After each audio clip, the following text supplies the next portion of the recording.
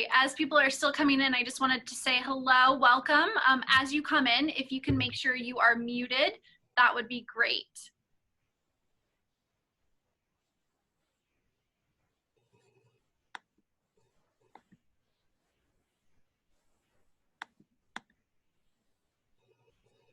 Want to go ahead and get started, Steve? Is there anyone else in the waiting room? 3 more people.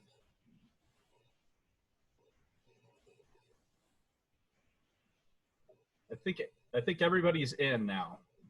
Okay, great. All right, well, I just wanted to start off by welcoming everyone. Hopefully you all remember me. It's been a while since we've seen each other's faces, but I am Jana Zitnick, the Director of Admissions, and I just want to welcome you to this town hall for new families. We're just going to keep everyone muted during this time. We encourage you, if you have questions at any time during the presentation, to go ahead and use the chat feature. I will be monitoring those and asking those out during the presentation. So feel free at any time to use that chat box. And so we are going to record this. We will send it out in case you get disconnected or anything happens. So also don't worry about that. And it's just so nice to see all of your faces, all of the new families here coming to Archbishop Murphy. This is always sort of an event where I sort of wave goodbye to you. You know, you've been dealing with me and my team in admissions, and kind of, you know, pass you off to the schoolhouse and the rest of your time here at Archbishop Murphy. And so it's wonderful to at least be able to do this virtually this year. And so I want to go ahead and welcome Steve Schmutz, our president. Hi, good evening, everybody. This is a much different meeting opportunity than we would have liked to have done back in May, where we would have had the opportunity to dine together and sit people by zip codes, right, Jana, to help them with the idea of carpooling. And it's just a great night. The kids have fun, they have icebreakers, and then we go through rotations with the parents. And one of the things we do in those rotations is just a quick bio of ourselves. So I'm not volunteering everybody that's going to talk here tonight to do that, but just to give you a little bit of perspective on me if we have not met before. I joined the school in 2006 and have served in a variety of roles during that time, but my favorite role was father. I had 2 children graduate back in 2016 and 2019, and I couldn't have asked for a better high school experience for my own kids. Wonderful people that love them and help them, especially when they fell down, get back up again and move on in the world. So I'm excited for all of you, especially those of you that are first-time parents. Hopefully those first-time high school parents. If you're a first-time high school parent, I know what you went through and it's gonna be great, but there are those moments where you're gonna need us to help a little bit more along the way than perhaps you have in the past, because adolescence can be a challenge. So don't hesitate to reach out to us at any time, and I'll speak to that a little bit more as we end the evening. But I wanted to start with an opening prayer. It's how we begin all things at Archbishop Murphy. We begin with our charism from our namesake, Archbishop Thomas J. Murphy, who says, "In Christ," and then we all respond, "In Christ there is joy and hope." So I know that you're muted, so it's okay to still do that as I open with "In Christ." So let's begin in the name of the Father, and the Son, and the Holy Spirit. Amen. In Christ there is joy and hope. Good and gracious God, we thank you for bringing us together to welcome our incoming families. May you bless and care for our families as they transition to high school and begin a new journey in the continuing formation of their students. Let us also pray for peace in our community and throughout the world. We ask this in your name, amen. In the name of the Father, and the Son, and the Holy Spirit. So this is Monday. It's the day before school starts. If we would have done this back in May, just think everything we would have told you, you would have forgotten between now and the eve of the first day of school. So this may have worked out great. We have a few of us here that will be responding as a panel, including our principal, Alicia Mitchell, our vice principal, John Matuzak, our dean of students, Jeff Lotta, Jana at admissions. We have Denise Janish, who's involved with our development office, and Denise Montoya, who is the president of our parent association. So you'll hear from a few of us throughout the Q&A part, but we're going to lead off with Principal Alicia Mitchell, who can hopefully get everybody ready for the first day of school and then give you an overview of the first 2 weeks of school. And I know we had some information that went out today, some very helpful information in our evening announce. So without further ado, I will turn this over to Alicia. Oh, thank you, Steve. Well, good evening, everyone. It is so nice to see you. I truly wish we were able to do this in person, but I'm sure soon enough we will be able to. And I look forward to meeting those of you in person that I have not yet met, and reconnecting with those of you that I've already met. I want to share some information with you this evening. I'm going to talk about a couple of big picture things just because it helps to kind of anchor us in the work that we do. But I'm going to spend most of my time talking about some nuts and bolts because I think that's probably what was most fresh on our mind of thinking about tomorrow and the first 2 weeks of school. Similar information that what we've been giving to students in the various transfer student meeting and the link crew meeting for 9th graders.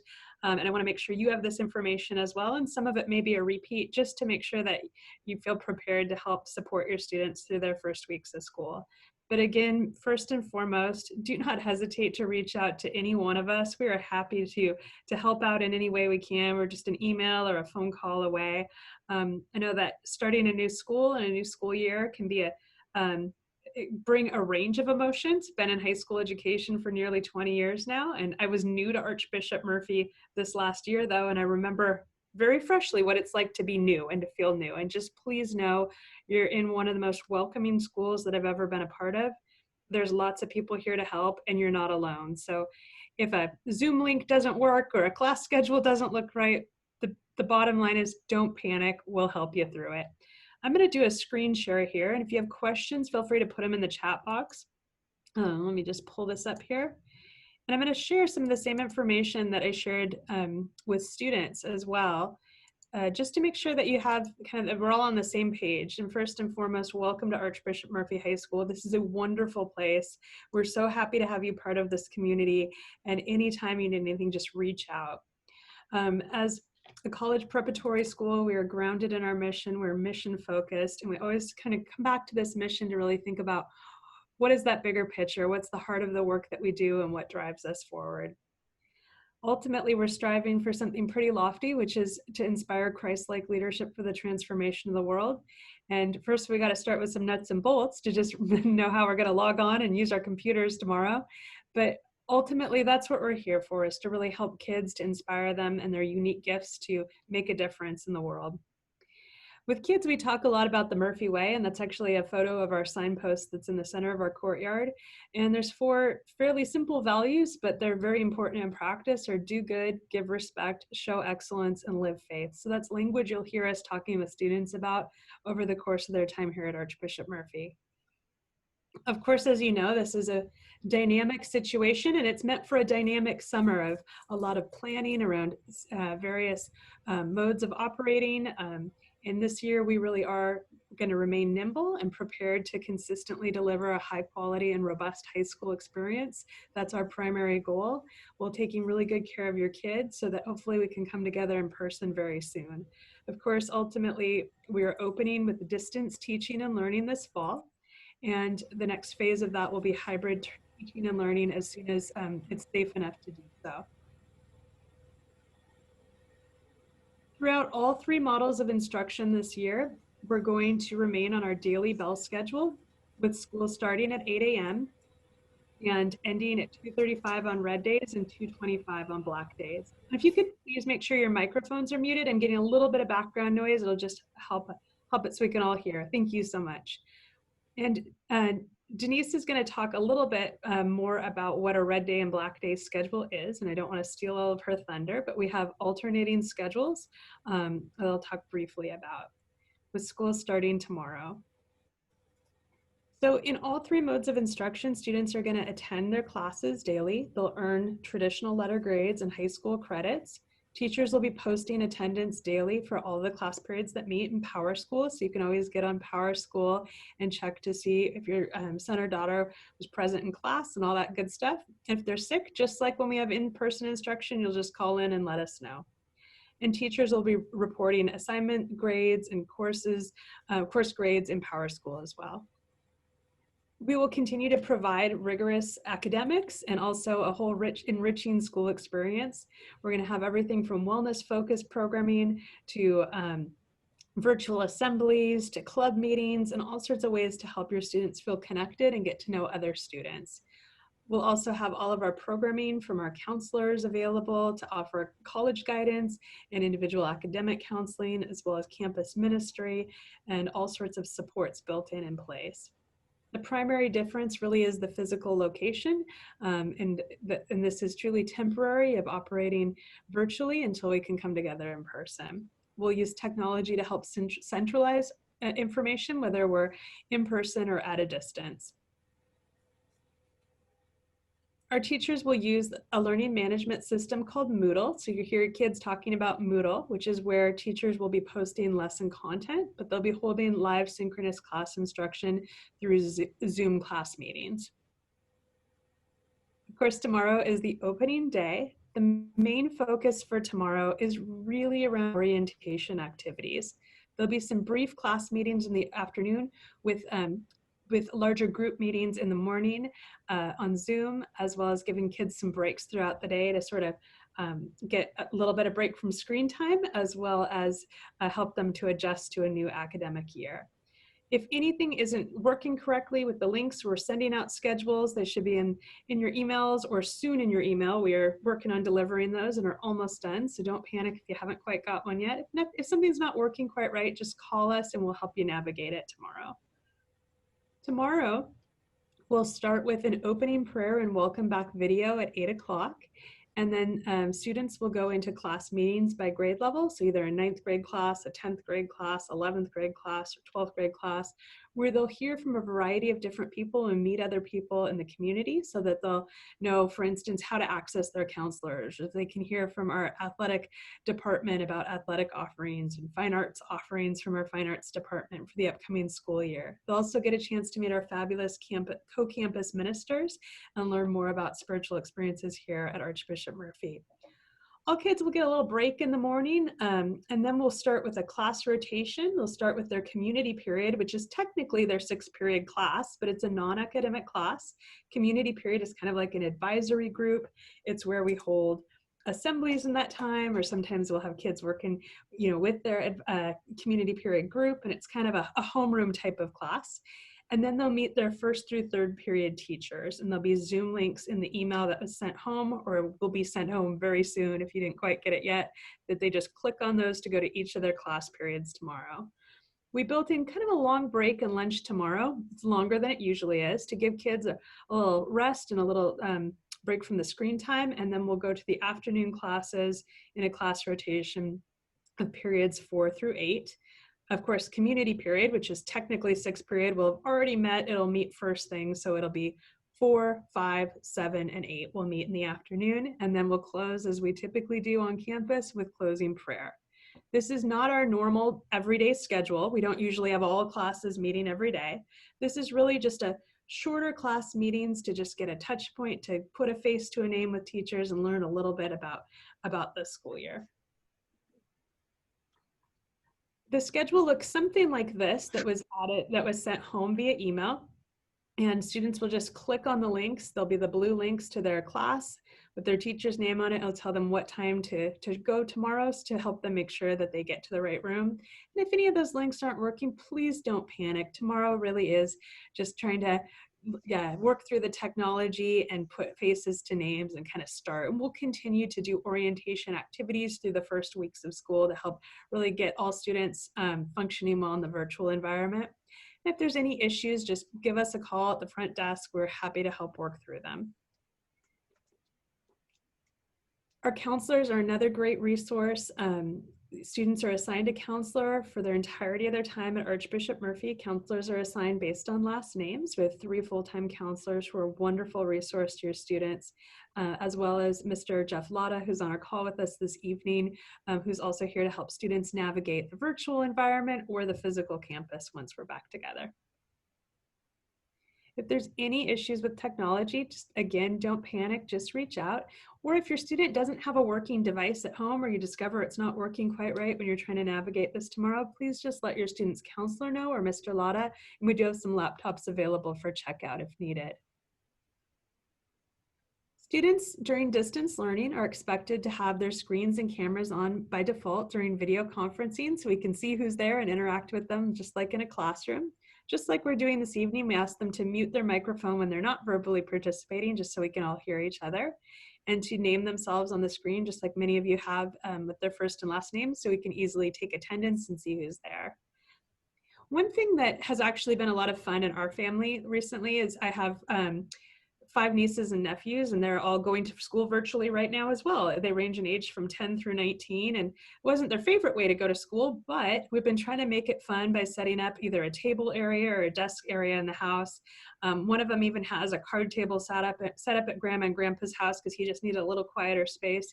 So it can be kind of a fun way to set that routine, is having just a designated area at home and maybe even personalizing it for kids. Last spring, that's something that helped me with working remotely, was really personalizing my desk area and making sure I have my calendar and my pens there and everything ready to go. So anything that helps to establish that routine at home and signals, yep, here we are ready to go to school. So finding that desk or table area where a student can be ready to work. We also ask that students are in appropriate dress code with attire that would be consistent on what is permitted on a spirit day, which is a little bit more lax than a typical day. But we do want, because we think it's good for just their health and well-being, that kids get up, get ready, are ready, dressed for school, and ready to learn. Attendance is expected bell to bell, but teachers are very mindful of the fact that it can be a lot of screen time for kids and adults. So they will not stay on video conference the entirety of every period every day. They'll be likely directing students to some individual work, sometimes workouts, asking them to take stretch breaks, playing a musical instrument or some other activity so that they're not just on screen the entire time. Students have been issued Archbishop Murphy email accounts. That's new to everybody. So if that's a new learning curve for your student, they are not alone. We will be asking students to start checking those accounts at least once every school day so we can send important communication, and also so we can always ensure kids have a working email address associated with their accounts here at school. Students are encouraged to use that email to reach out to their teachers or to use chat features in Gmail and Zoom when they're in live class sessions, just to streamline communication. And although our kids are pretty darn honest, we just always are reminding them that even in a virtual environment, we still have our same academic integrity and honesty policies, and that's a great conversation to be having at home, because that can be a new learning or new temptations in this type of environment. So teachers will be holding classes via Zoom at their scheduled class meeting times, and there'll always be a class opening with attendance taken. We know this is an adjustment for everybody. So don't panic if something's not working right. You can always reach out to any of us or to the teacher and we'll help navigate.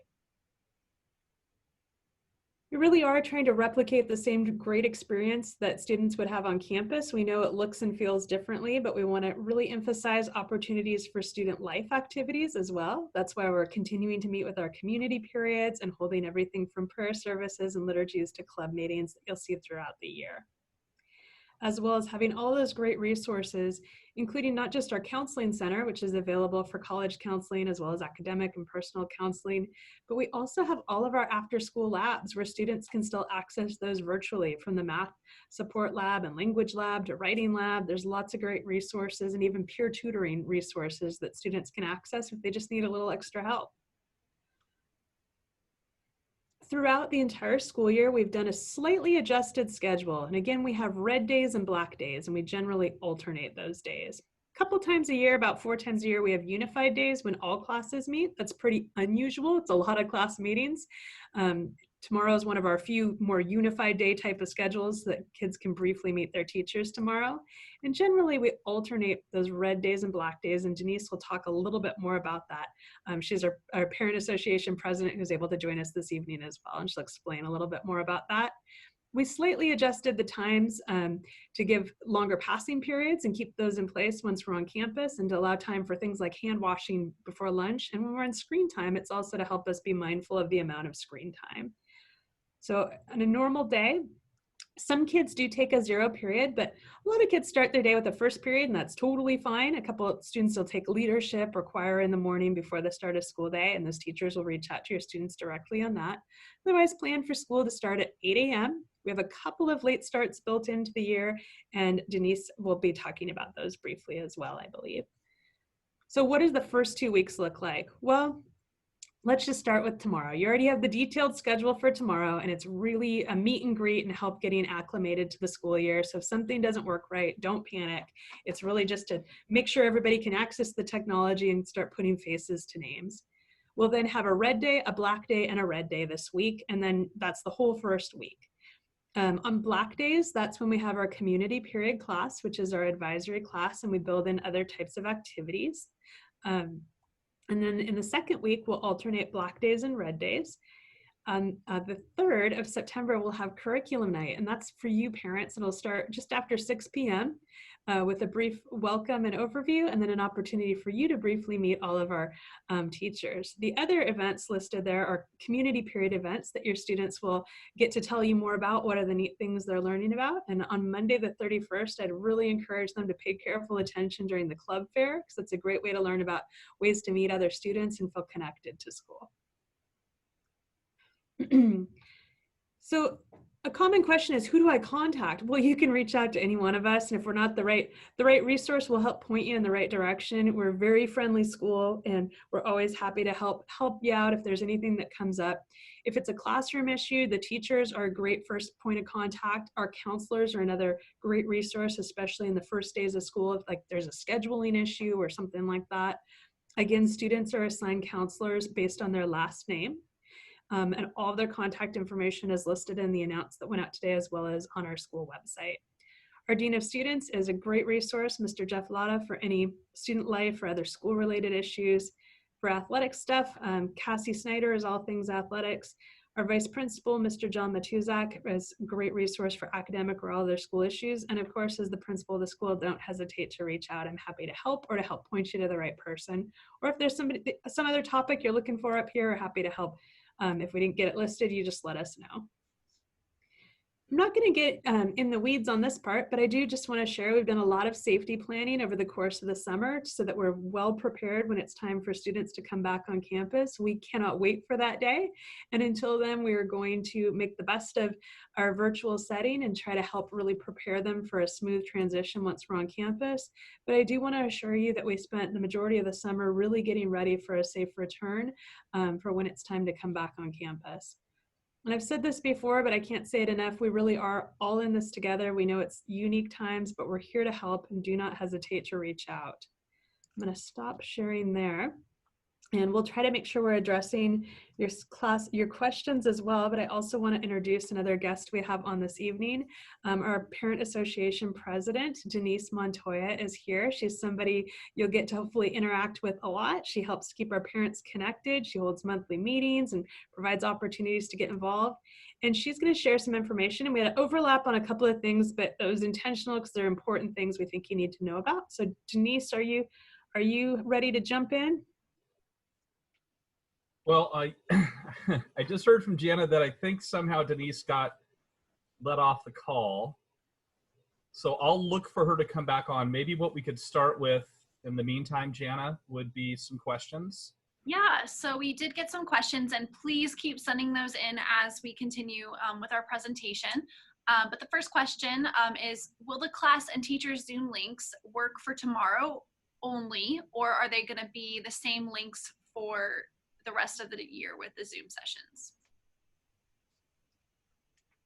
Great question. Mr. Latta, do you want to talk about that, since you were the main resource in helping us compile all that good work?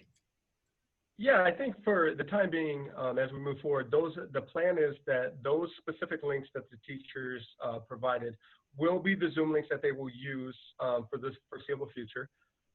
What I would say is that if a teacher for some reason needed to change the Zoom link, students will have access beginning tomorrow to the teacher's Moodle page and everything like that. So any changes that would need to take place would be instructed to the students ahead of time, so that they would know that, next week this is the new Zoom meeting or whatever the case may be. But the expectation right now will be that those links will remain active while we're on distance learning. Great, thank you. Most of our teachers have also posted those same exact links to the top of their Moodle page. So even if your student hasn't gotten on Moodle yet, they'll be helping them to get on Moodle. And most of them are planning to use that consistent link for their classes. I believe that Denise has rejoined us. So I would like to again welcome Denise Montoya, who is the president of our parent association.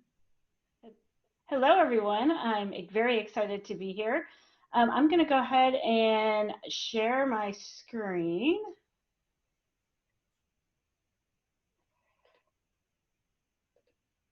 Hopefully everybody can see coming through.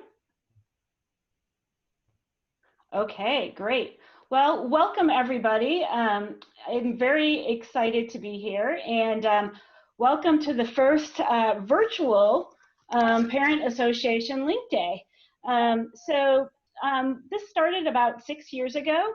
I was in the very same situation that you were. My daughter attended Link Day a previous time, and I realized that the transition from elementary school to high school was a really large step, and I felt lost and I really didn't know what to expect being a parent of a high school student. So on behalf of the Parent Association, I hope you find this information helpful in your transition to the wonderful community at AMHS. So just a little bit about myself. So my daughter graduated in 2019 from Murphy, and she's now attending University of Washington as a mathematics major. I also have a sophomore boy that was a freshman, just like many of your students last year.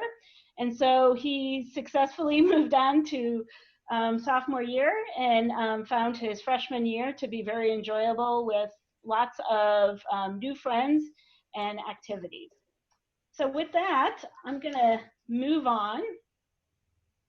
So just a little bit about the Parent Association and our mission. So our mission is really to enrich students' lives through work that we do with both parents, teachers, and involve the community. And so first of all, welcome to the Parent Association, because every member and every parent is a member of the Parent Association. So just to highlight a few things that we're going to go over today, talk a little bit about starting strong, a little bit more on academics, how you can get connected, and some upcoming dates. So starting strong. So as Alicia went over, Murphy runs on a block schedule. So a block schedule is essentially that you have half your classes on one day and half of your classes on another day. I found this to be very helpful for my student. Both of them found that by having longer class periods, they were able to focus on those particular subjects. And it also gives them the opportunity to have a day in between so that they can get their homework done. They actually have a longer period of time. So that they really enjoyed the transition to a block schedule, because many of the elementary schools go on having class every day. So having the red and the black day is very, very helpful. So on the red day, it starts off with 0 period, and then they have 0 through 4th, and they have 2:35 dismissal. On black days, they also have 0 period, and they have 5th through 8th, including a CP period, and that on those days, they're dismissed at 2:25. Their lunch period is based on their location of their 3rd or 7th period class. So ask your student of where their location is, and that will then tell them when their lunch is.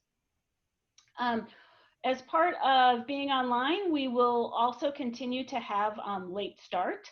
And late start are classes that begin at 9:25, and during late starts, there are no 0 periods. This is an opportunity for many times for the teachers to come together and have particular meetings and work. And so the students all start at 9:25. As Alicia reinforced, if your student is unable to be online, just like any other time, feel free to make sure that you call into the school and or send a email to attendance@amhs.org. Okay. As Alicia actually also mentioned, so just for further reinforcement, the red days, the schedule starts with period 1 at 8 o'clock.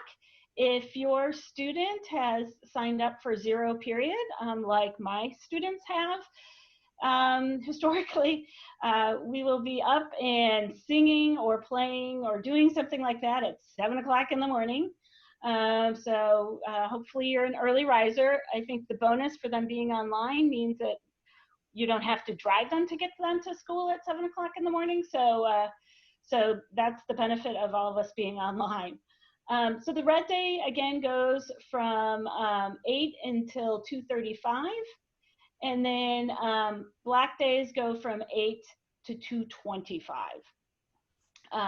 And as you can see that on black days, you have a CP period. A little bit about textbooks. So from a textbooks, you can get your textbooks at UW Bookstore, Amazon, Half Price Books. And then if you happen to know some other students of Murphy, they might have some of their old books to sell.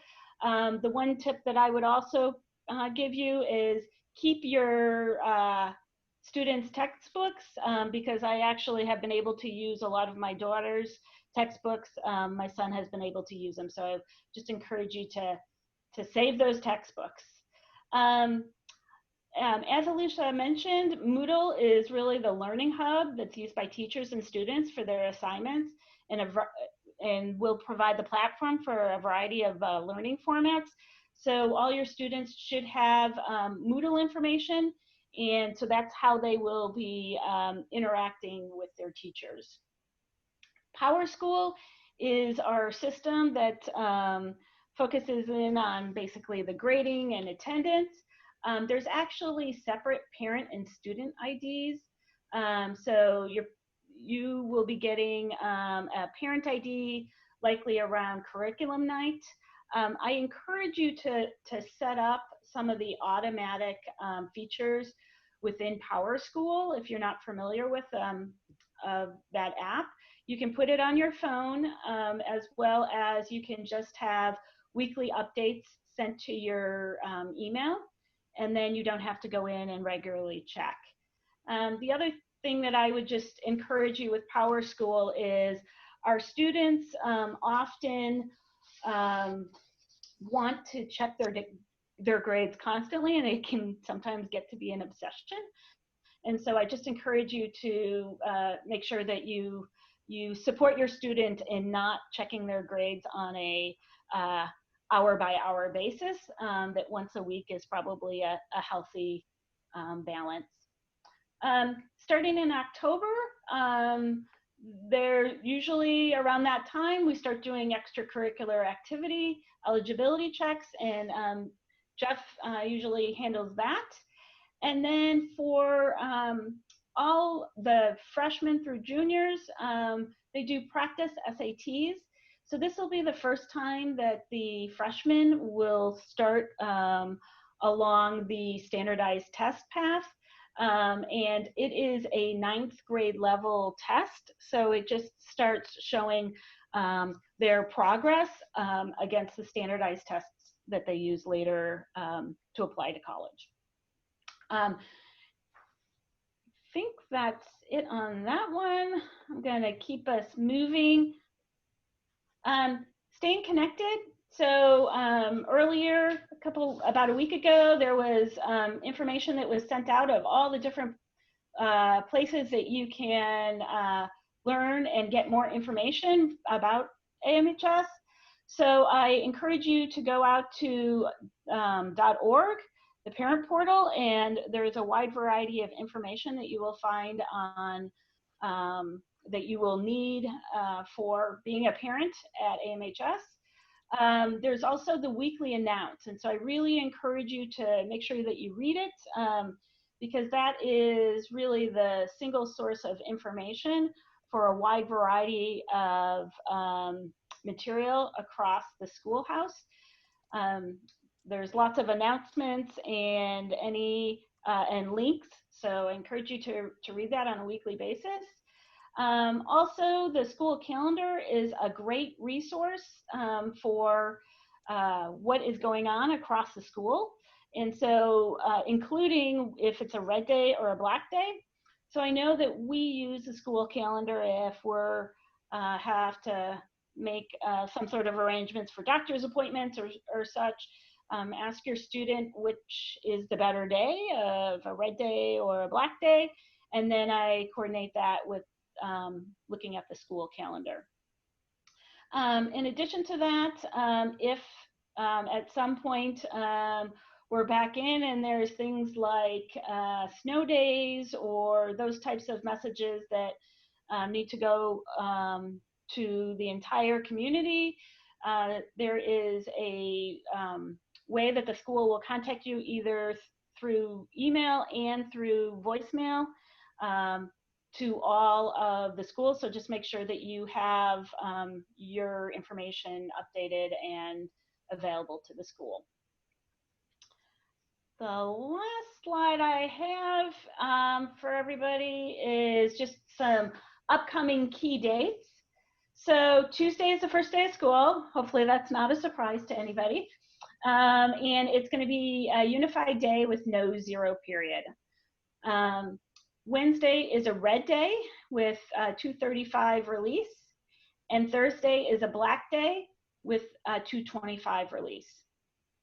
Thursday, the following week, is going to be the virtual curriculum night. And that's going to be from 6 to 8 p.m. So be on the lookout for more information on that. Friday, 9/4 is our first late start day. And that is a 9:25 start. So all the students will get to sleep in a little bit. On Tuesday, 9/8, we're going to have our first virtual parent association meeting for the new year. And then on Friday, 9/11, we'll have the Hope and Joy Mass, and it'll be liturgy. The one other item that I realized that I missed when we went through was just to give everybody a heads up that at 8 a.m. is all school prayer. So if you're calling in to school at that particular time, you may not get anybody on the phone, and that's because we're doing all school prayer, and everybody is focused on prayer. So please call either before 8 o'clock or a little bit after 8 o'clock after prayer is finished. With that, I just have a slide for Q&A. So I'm gonna stop sharing and open it up to anybody with additional questions. Jana, I think you're collecting all of them. Yeah, I have been. And so one question that I saw a few times on there was about student volunteer hours. And what do we plan to do for that? And how are students going to fulfill hours in the time of COVID? Great question. Our co-campus ministers, Eliana Lucas and Anna Hoganson, oversee the community service program for students, and they're always available via email or phone to answer any questions you might have. They're currently planning to cut the hours requirement in half and also provide information about opportunities that might be available either to do remotely or other types of service opportunities, but they don't want anybody to do anything that feels unsafe. And so please just contact them if you have any questions or concerns. And then they're going to reassess in about 2 or 3 months to see where we're at, if we're back in person and things are opening back up, or if further adjustments need to be made. So it might change further, but at this point they're cutting it in half. What does Spirit Day attire mean? Mr. Latta, can you take that one for dress code? Yeah. Yeah, normally, as you'll see, all parents will receive, we just actually got them in today, a copy of our student handbook, which we'll make sure that everyone gets here within the next week or so, which lays out specifically the requirements for our dress code on campus. Compared to a lot of schools, it is pretty simple to follow. What the students would probably explain in terms of the difference between a spirit day and a regular school day is that normally the boys a lot of times will wear athletic shorts, and our female students will wear yoga pants. That's one of the main pieces when it comes to a spirit day versus a regular day. That's the normal thing, what you would see. Other things, we also have a lot of spirit days in terms of where we have like a Seahawk Friday, or a UW day or a WSU day, or whatever the case may be. But the majority of times what we're talking about is just minor difference, more athletic wear type of gear is how I describe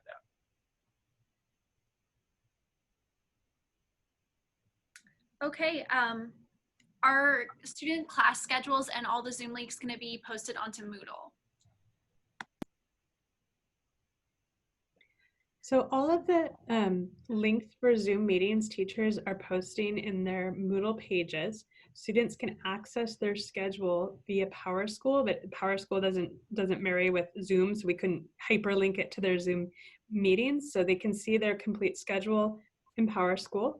Also, they can see what all their classes are in the in the class schedule that we emailed. Individually list all those classes and links to the Zoom rooms. Is lunch set at a certain time every day during distance learning? So we're going to remain on a consistent schedule, whether we're in a hybrid mode, meaning some kids on campus and some off campus, rotating in groups, whether we're fully distance or whether we're fully back on campus, mostly to keep kids in a consistent routine. And so there'll be both a first lunch and a second lunch, just like there would be on campus. And we're going to stick with that schedule all year long, whether we're on campus or off. What is the current status of sports? So I'll speak to that since our athletic director isn't here right now. Currently, the WIA has postponed all athletic events until January. So what they've done is they've created basically 4 seasons that will begin in January. All sports, as of right now, both for boys and girls, are scheduled to resume on a limited basis. Right now, I believe it's 70% of games will actually take place. So like in basketball, instead of having 20 games, they would have 14 before the postseason. Unless things change, that's currently what's being pushed out by the WIA. Got another one coming your way, Mr. Lotta. Will there be individual and class pics for students, class pictures and individual pictures? So we're working with the company that takes our photos. It's called LifeTouch. Right now, what we're trying to do is try to find a specific window of time that's large enough where we can allow for students to come onto campus in groups of 5 or less. And it's kind of difficult at this time for LifeTouch to kind of provide us with that many cameras and individuals, because it's going to, with 465 students or right around that area with where we're going to need extended time. I am working with them though. We will at some point have our pictures. That way they can do, we have our student IDs that we use and different things like that. But it is something that we're currently working on and hope to get that taken care of shortly. I have a few questions on here about how do I set up my parent Moodle account, and also like what parent accounts do I need? Great question. So the parent account that you'll need is one for PowerSchool. It's what Denise Montoya was talking a little bit about, where you can see grades and attendance and all that good stuff. And that's really the only parent account that you need. The Moodle program, that's our learning management system, and that one is a student-only account, but If you think that it would be helpful to see that, what I would encourage you to do is ask your student to share their password with you and give you that login credential. And, that's kind of a family by family decision of whether that makes sense in their household. I just caution you that I really encourage you to put your kid in the driver's seat with managing that work and managing that account, even if you take a peek at it from time to time to help them with navigating it, to really just have them be the driver of that program, because it really is. Think of Moodle as essentially their virtual 4 classroom walls. That really is their classroom space. And so totally understandable if you're helping them to navigate it, and your student would not be the only one that a parent helps with some login and stuff, but I would really encourage you to have them maybe look at it with you if you're gonna look at the Moodle pages together. And as a parent, I would highly encourage you to do that. Just remember, this is kind of like the training wheels, because when they get to be a senior, you don't want to be managing their Moodle accounts, or you don't want to be doing that, because ultimately what we want is for them to fly. I encourage you, this is especially freshman year, the teachers are going to be much more supportive of them getting on and learning that for themselves. So that was probably a hard thing for me to do. So I'd like to just second what Alicia said. I just highly encourage you to let them own the Moodle. There are a couple questions about books on here. And so one, is it okay if not all of our books have arrived? Another question is about English books, like how do we know which list to look at? I will say that Modified English is a separate course here at Archbishop Murphy, so you don't need to get those books in addition to English 9.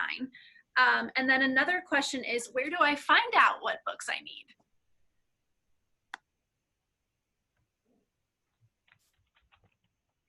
In our back to school mailing, we had a list of all of the materials and books that could be ordered, and we can certainly make that available again if you didn't see that in the information. I know we send a lot out this time of year, but we can send that out. And if there's some books that haven't arrived yet, that you're still in the process, or you just realized you needed to order, please don't panic. Just let the teacher know if it's something that the teacher's using right away, and they can help come up with a solution for your student. Jana, just one thing on the book list. It is on the website. It's under the Parent Resources tab under Academics. And in the announce today, there was the back to school packet was still in there. So towards the very top, if you want to go back in, and you can see that list. And if the books are not here yet, as said, we'll be patient here with you guys for the first part of the year. The kids will be okay for a brief period of time without the books. In addition, the supply list is also in the back to school packet, pages 3 and 4. I happily handed that over to my son this morning and said, do you have everything? So just that all the supplies of what each of the teachers designate, such as comp books, binders, all those types of things are also in the back to school packet. I will also chime in here about that announce that went out today. In today's announce, under virtual curriculum night, there is a directory link in there as well. And what is important about that is it has information about all of our teachers with their Zoom links.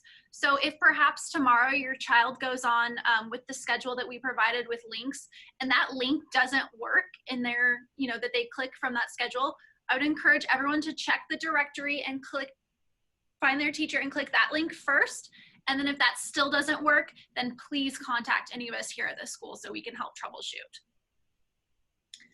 How is PE going to be handled remotely? Great question. Mr. Matuzak, our vice principal, is on with us. John, do you want to tackle that one, and I can jump in if you. So my connection is just being a little bit wonky, so if I freeze, I apologize. But PE will take place the same way that all of the other classes will. Teacher will have assignments and activities that the students will participate in. They may be doing that individually, obviously offline But again, it'll be an academic course, and the students will be receiving grades and assignments and things that they need to get done. And they might be asked to possibly video themselves doing stuff, but they'll be checking in with their teacher and be required to.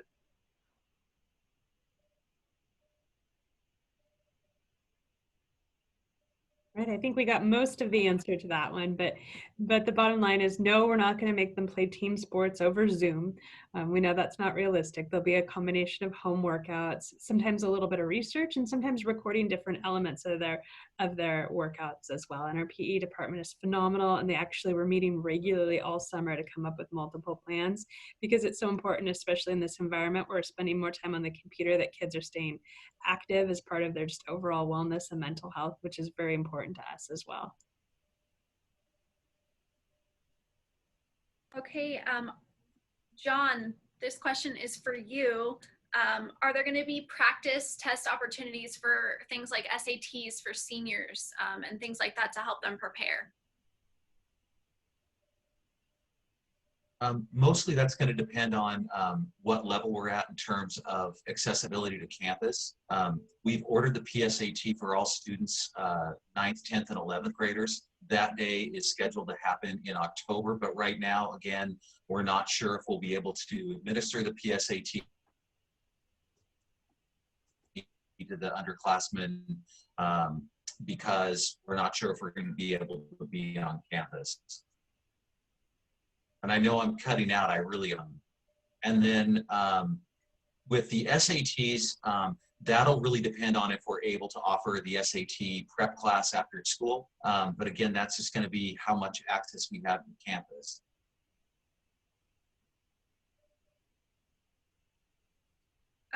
What are some of our plans to help classmates get to know each other, especially the freshmen who are brand new, and how we plan to make them feel part of our community? Mr. Latta, do you want to jump in on that one? I would say one of the first things that we'll probably focus on is one, the CP opportunities that the students are going to have. The teachers kind of understand that, you know, trying to get the students involved with one another and get to know some students here is going to be one of the most important aspects that we can work on for the freshmen. Our student government, our ASB, is also working on different activities that will be pushed out through our community periods, as well as other links and ideas that they may try to do. There may be some like Friday evening type of gatherings, even if it's still through the Zoom links at this time. But just to give people an opportunity to get to know each other a little bit outside of the school. You know, obviously in a perfect world, we'd have our freshman link day, which they get to know a few people right away. And then the first few weeks of school, we always try to plan after school functions, you know, before football games or volleyball games or whatever the case is. So we're going to try to be as creative as we possibly can in this situation.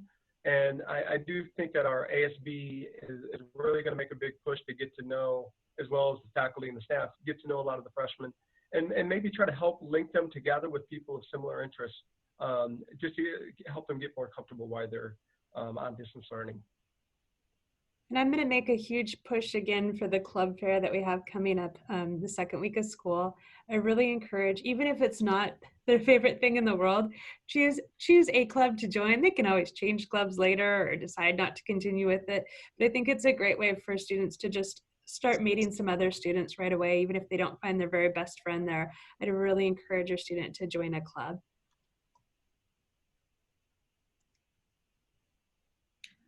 Okay, what is our plan for any tech problems that might arise, or internet is down or Zoom is down? What is the plan for students if that happens?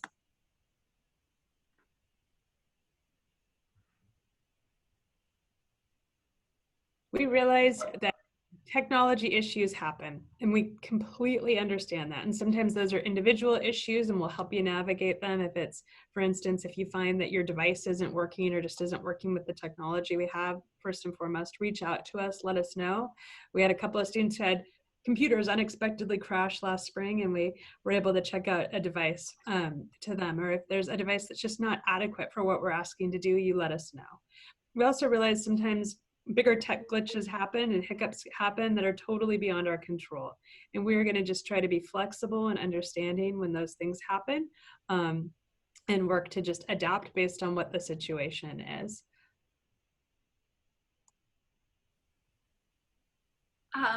Someone did ask, how do they know if their student has first or second lunch? That is in the slides, which we will send out and make that available for anyone to view this meeting after the fact. That was another question. But it is based on your student's individual schedule.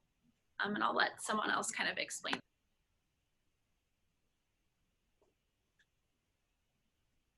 Mr. Latta, do you want to explain how the first and second lunch works? Yeah, so that might be something that I believe I'm going to recommend that the CP teachers help, especially our freshmen and our transfer students, because how we do it is it's based off their third period of that day and which building that they're in. So for our freshmen and our transfer students, that might be a little difficult because they're not knowing, they're not going to know which building is room 601 or what building is room 204. So that's a great question. And like I said, something that to be honest, I hadn't thought about yet. So I think we'll recommend to the CP teachers to help the students, and while the students have their schedule in front of them, and then the teachers can direct them specifically. For me to say, like I said, it really breaks down to if they are in Grace Hall or Holy Cross Hall, they have one lunch, and then they're in Heath Hall for their third period, they're in a second lunch. So great question, and it will be something that we'll have the CP teachers speak directly with their students tomorrow. That's a great, I agree. It's a great question and a good point. We can also, we'll generate a list too that has which teachers have which lunches that we can post on our website. So it's accessible too if you're trying to navigate that at home. We'll put that on our to-do list, because usually we can just say, well, which building are you in? But all these details, you're catching some of them that we need to think through as well. Do parents need to get all school supplies even for this distance learning portion?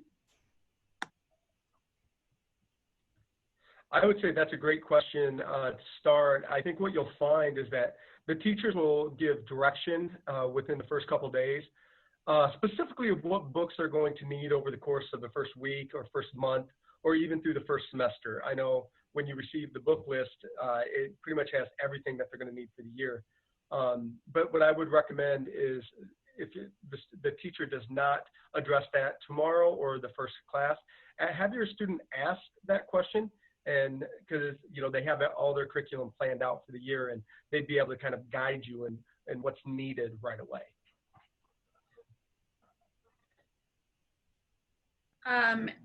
Great question here. Is there viable hope to move to a hybrid model prior to the public schools in our area, given our small community size, our small class sizes, our small student population? I think we'll let our president, Mr. Schmutz, answer that one. Yeah, we spoke to this a bit at the parent town hall that we did a couple weeks ago, and if you weren't able to attend that, it came right on the heels of the announcement from the governor's office, from the state office of public instruction, and then the Archdiocese of Seattle recommended that all 74 of the Catholic schools follow those recommendations. So as we receive monthly briefings from Snohomish County Health, we're aware of, on that day, specifically what the case count numbers are, and we're already trending into that moderate area, which is a very positive thing for us to see in Snohomish County. Everybody's doing their part, and I think the expectations of wearing masks and social distancing and hand washing are people are hearing it, because they want to see us get back into those lower case count numbers. To the point of the question is, we are a smaller school. We have a huge footprint for a campus. And we've done a lot of work looking at how we can space desks and areas out on campus between Alicia and Jeff and John throughout the summer, really making sure that when we are ready to come back, those rooms in a hybrid will be very, very safe and meet the safety guidelines and health guidelines that are laid out in front of us. But I'm being mindful to not say is anything that deviates from the recommendations we've been given by the governor's office and the state office of public instruction and the Archdiocese, because we're in concert with them. And I think what the Archdiocese is really looking at the opportunity for, in the moderate level, the lower elementary grades to start a hybrid process to evaluate and see how that goes. As the moderate moves into the area near low risk, that's really when the middle and the high schools can look at a hybrid plan. But what makes us very hopeful, again, is the thumbprint that we have on campus, the work that's gone into preparing us for that return, the fact that in a hybrid with 460 plus kids, we may well have half of our school population on campus on a given day, as opposed to 25% or 10%. So we're looking at the numbers very closely. We follow a 2-week count of the numbers.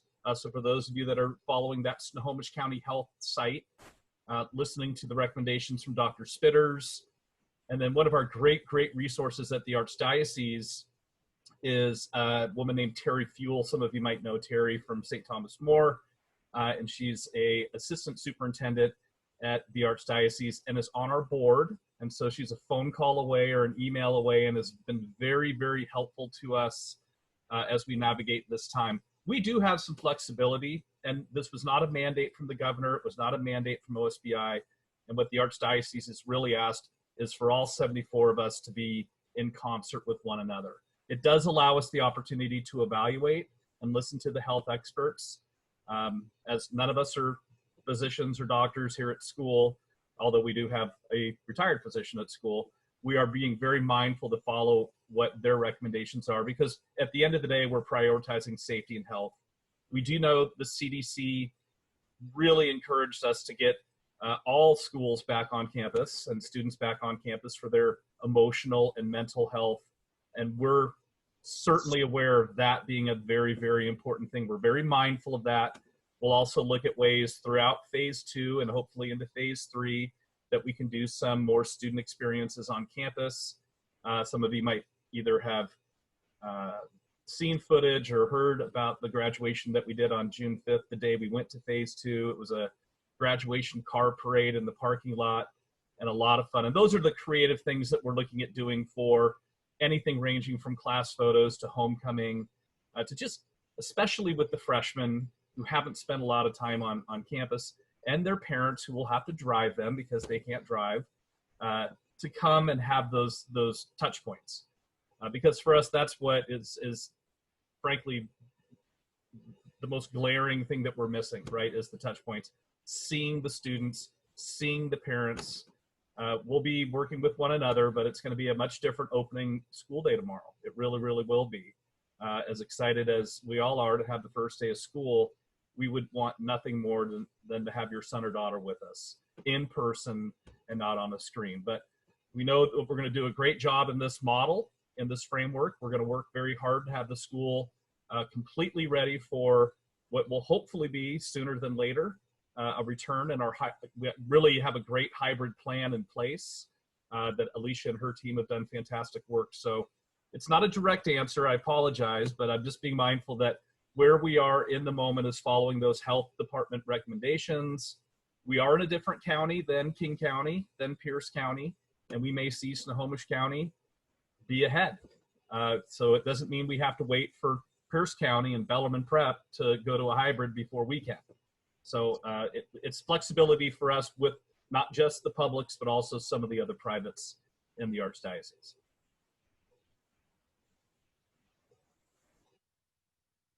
Okay, do students need to pick up PE clothes, shirts and shorts?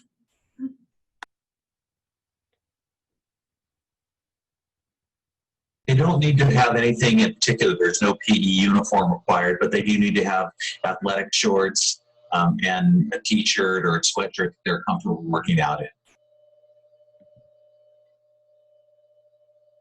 in.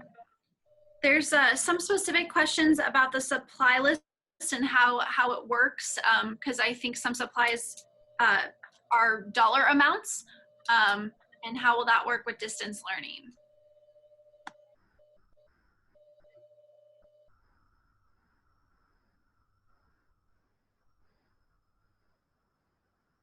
I believe those are just charged to their student account, and somebody can correct me if I'm wrong, but I believe that's how those if there's any type of course fee that it's associated with their student account through the business office. And somebody can correct me if that.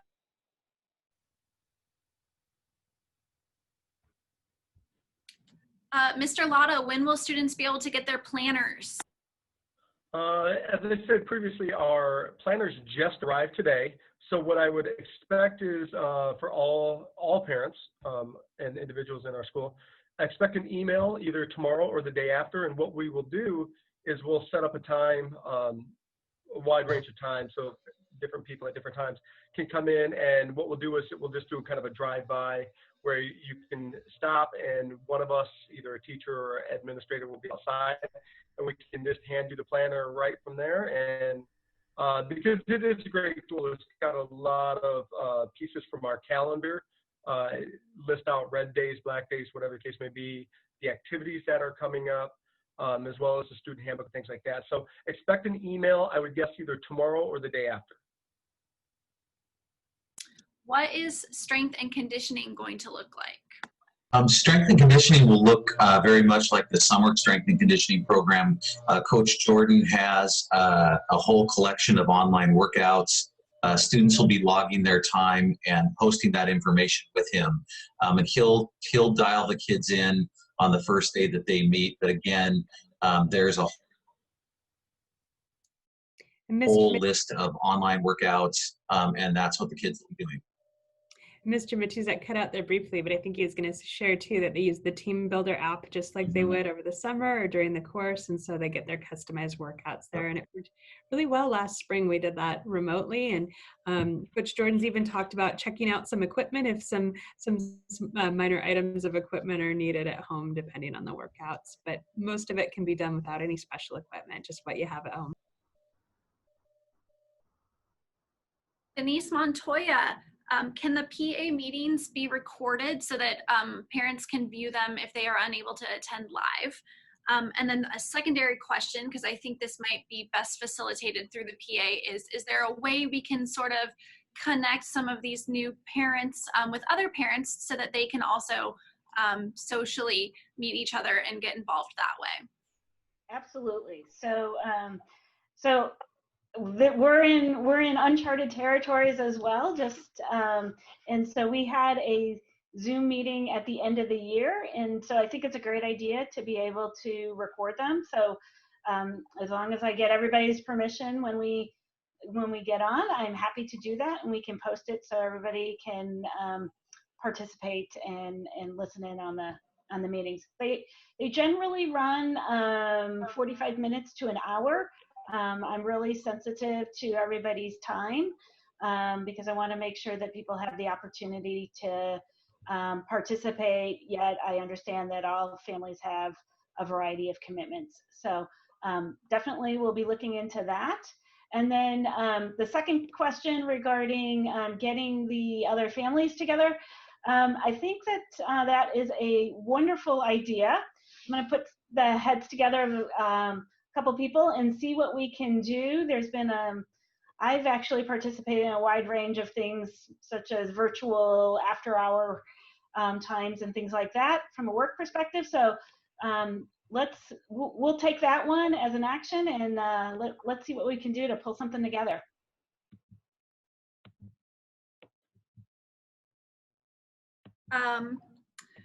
Will they be receiving schedules for their students for the rest of the week?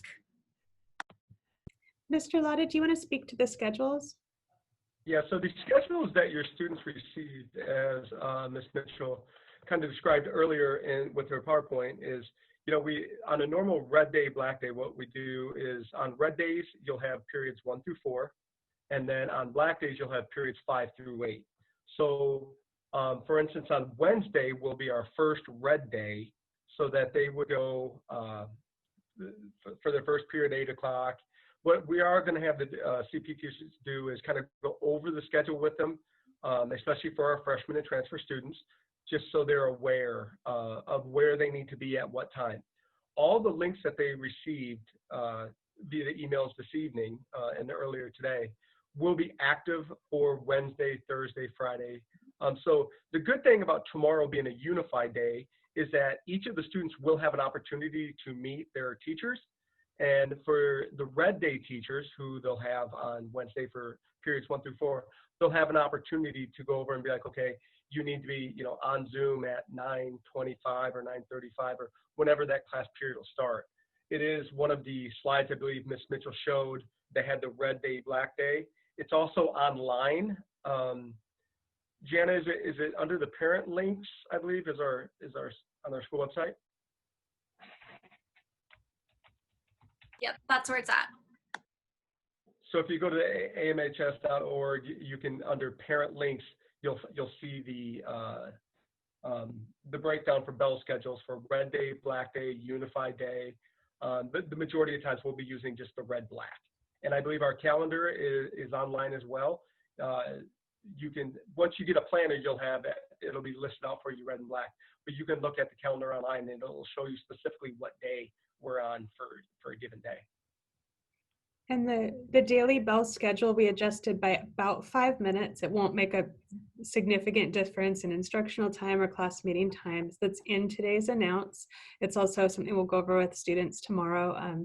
And so just know it'll be slightly different by five minutes for some of the classes. We left that additional 5 minutes in the periods where we do announcements or prayer.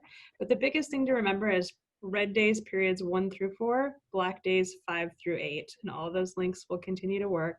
So Wednesday, the second day of school, that's going to be a red day with going to 1 through 4. And we'll remind your students on that. For certain courses, specifically conceptual physics is the question here, but I think in general for certain courses, if there are items that they have to pick up, supplies from the teacher, how is that going to be handled?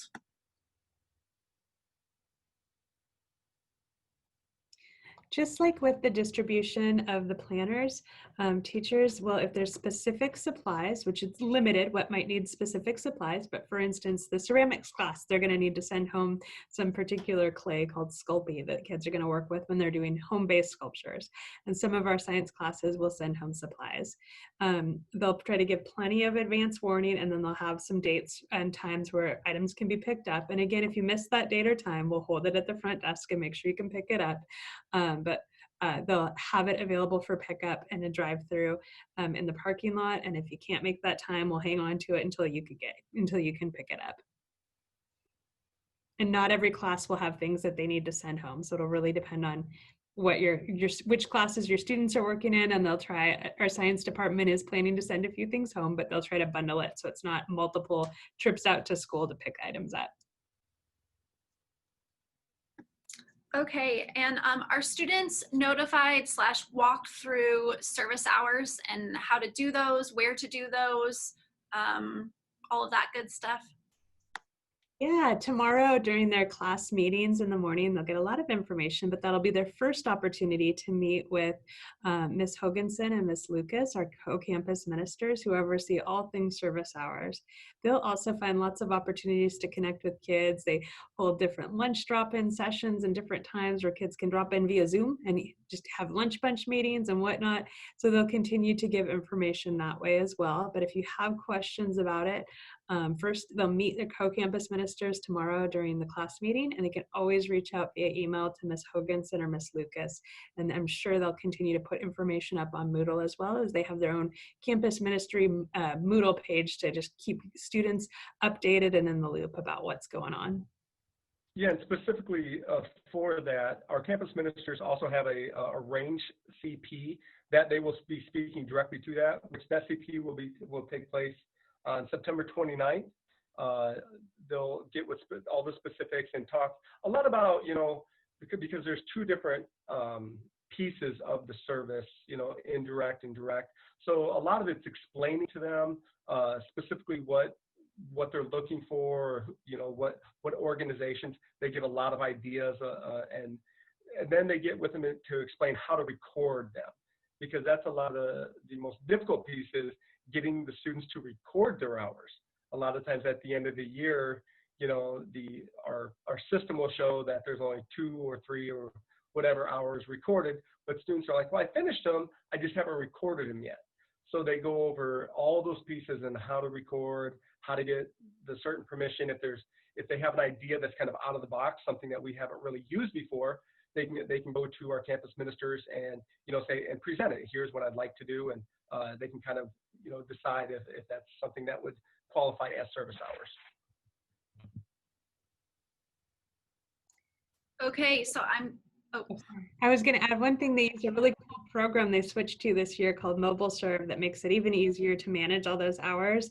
And so that's was new very end of the school year for all students. They haven't really used it yet. They just got their login, and our campus ministers will be working with our new students as well as those who didn't get logged in last spring. It makes it even easier, and they'll help make sure that kids are all in that Mobile Serve system to help communicate about service hours. That'll be another way they do it. From a parent perspective, I can say that it makes it super easy, that they track it, and they also, campus ministry will help you make sure that your student has the adequate hours at the end of the year. So they're extremely helpful, and they can give you lots of different opportunities. I wanted to do just a last call for questions here. We have reached sort of the end of everyone's questions that I'm keeping track of here. So if you have any last minute questions, please add it to the chat at this time. I did want to touch really quick, someone asked about parent service hours, and we won't talk about that here today. We're going to be sending out an FAQ page for parents coming very soon to kind of go into the nitty-gritty details about that, other opportunities that we have here in that regard for parent involvement. And so that is coming. So I just did want to mention that.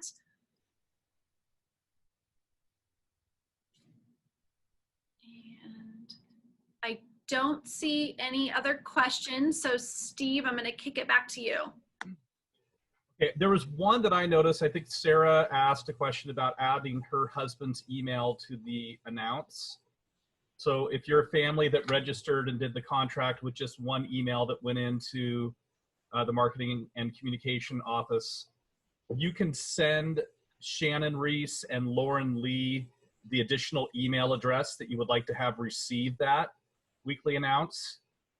They're in the Murphy 101 and they're on the website. If you have any trouble with that, just send it to me and I will get that to them. I'm happy to help with that. It's important for everyone in the household to see those things. I know that my wife really wanted to get those emails because I was working at the school. I felt like I knew a lot of what was going on, and she just wanted to always be aware of those extra things. So having everybody getting it at home is very helpful, and it's easy to set up. Just one kind of caveat: if you ever unsubscribe from the weekly announce or other announcements and communications that we put out, then that'll kind of end that, as you know, when you do that with other things. But so just be aware of that you can absolutely both receive the communication, and especially in this virtual world that we're in right now, that is the most effective and efficient way for us to send those communications. We often keep resources in those communications for multiple weeks so that we know that people can go back and see them, and then we'll move things to the website. And just like anything on the website, you can navigate through the tabs and typically find, what you're looking for. But the easiest thing might be on occasion to just reach out and ask somebody. And I don't want to speak for the panel members here, but they're all on the Murphy 101 who to contact list. I was not on the slide earlier tonight that was who to contact. I don't know why I wasn't included. You're always welcome to contact me. There's no question too small.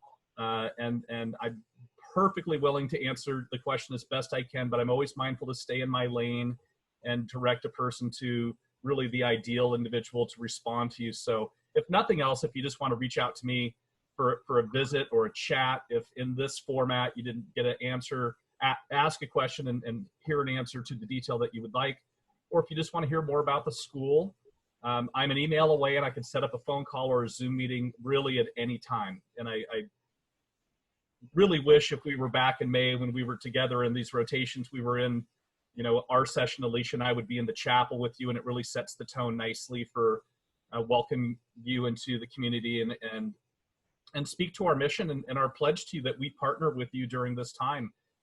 If you've had older kids, you know how tough the adolescent years are.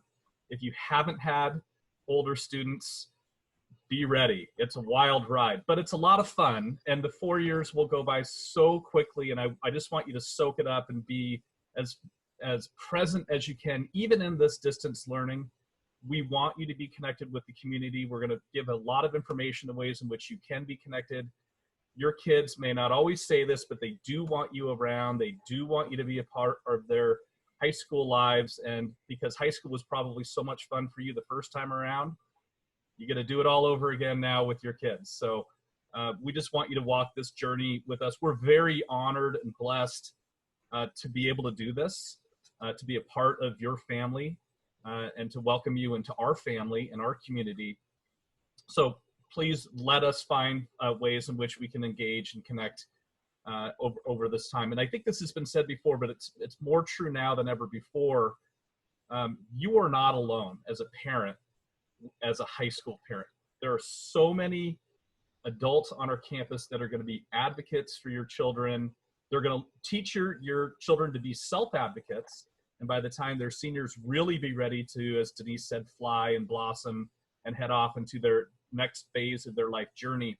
But just know that there's a multitude of people at Archbishop Murphy that can be there for a variety of things, from the emotional to the physical, to the mental, whole body, spiritual, formative growth. So please let us be a part of that. And just want to remind you, high school is not just a student experience, it's a family experience. And that's what I loved from my own Catholic high school experience in Spokane, and what I hope you'll enjoy at Archbishop Murphy.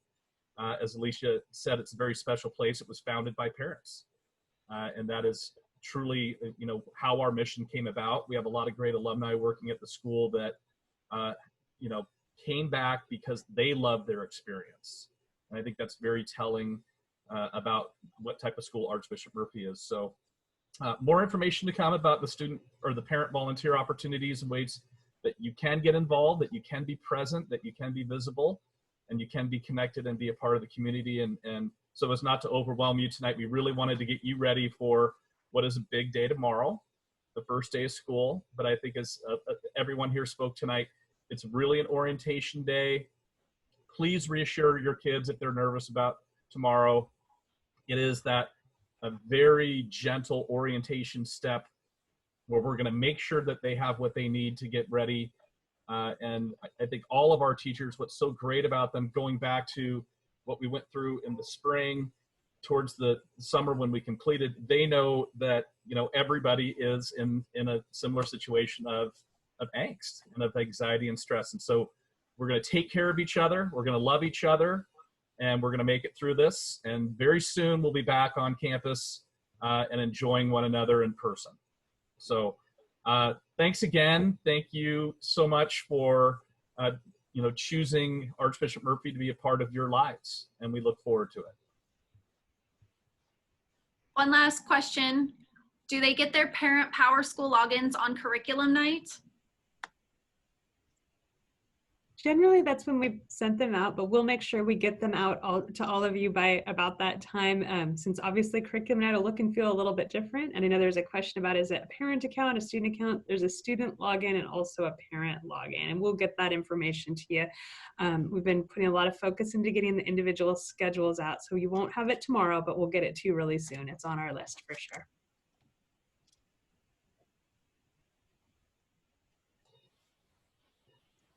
I think that's it. Jana, one just question I noticed: weekly announcements come out Mondays. So the one that came out today at 4, we sometimes do special announces throughout the week. We had a special announcement earlier today around the lunch hour, but typically it's about a 4 o'clock Monday. Then we'll do some wellness and other announcements throughout the week. Yeah, and there will also be totally separate, there will be student announcements that your students will be able to hear and listen to as well. This year. So look out for those in addition to our parent messaging. I think that's all for us here today for the new Parent Town Hall. Thank you so much for joining us. If your question didn't get answered, if we somehow missed it, if new questions come up, please feel free to email any of us. If your child still needs their login information to create their accounts, please email us. Anything that you might need or feel like you're missing, just please do not hesitate to email us. It could be as simple as very easy for us to send a schedule your way if you haven't seen a full schedule, anything like that. So we want to ease your anxiety as we can. So again, thank you so much for joining us. It's very nice to see all of you. I hope to be able to see all of you in person very soon. Thank you. Thanks, everybody. Have a great evening.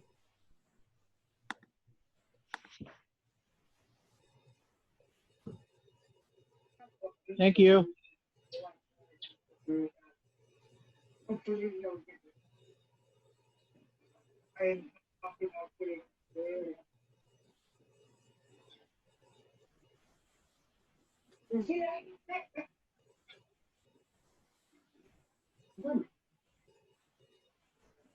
They don't fight fine.